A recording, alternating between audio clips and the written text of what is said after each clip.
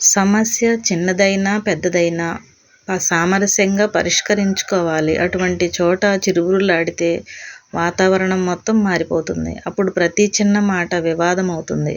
అనుబంధం బాగుపడాలన్నా భావ వ్యక్తీకరణ స్వేచ్ఛగా అవతల వారికి ఇవ్వాలి. అప్పుడు సమస్య చిన్నదవుతుంది. శత్రువు నిన్నెంత బాధ పెట్టినా శత్రువు ముందు బాధపడకు. ఎందుకంటే నీ బాధ వారికి ఇంకా సంతోషాన్ని ఇస్తుంది. కానీ కనికరించేలా చేయదు. కష్టమో నష్టమో నవ్వుతూనే ఉండు. నీ నవ్వే వారి గుండెల్లో మంట పెట్టిద్ది. పనికిరాని వస్తువులు ఇంటికి బరువు. పనికిమాలిన ఆలోచనలు మనసుకు బరువు. పరుల సొమ్ము ఆశించేవాడు భూమికి బరువు. మౌనం స్త్రీ యొక్క అతిపెద్ద రోదన.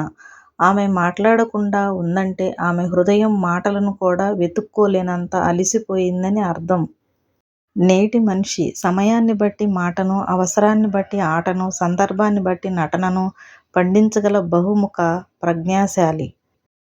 విలువైన వాళ్లతో కాదు, విలువ తెలిసిన వాళ్లతో స్నేహం చెయ్యి. నువ్వు బాధపడే రోజు ఎప్పటికీ రాదు. అరిస్తే గెలిచినట్టు కాదు, మౌనంగా ఉంటే ఓడినట్టు కాదు. సమయానికి తగినట్టుగా ఉండటమే మనిషి గొప్ప లక్షణం. నువ్వు పక్కనున్నప్పుడు ఇచ్చే విలువ కంటే నువ్వు లేనప్పుడు నీకు ఇచ్చే విలువ అవతల వాళ్ల మనసులో నీ స్థానం ఏంటో తెలియచేస్తుంది. జీవితం మనిషికి దేవుడిచ్చిన వరం.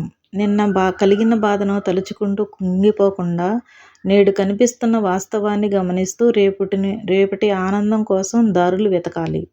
మీరేమంటారు మిత్రమా?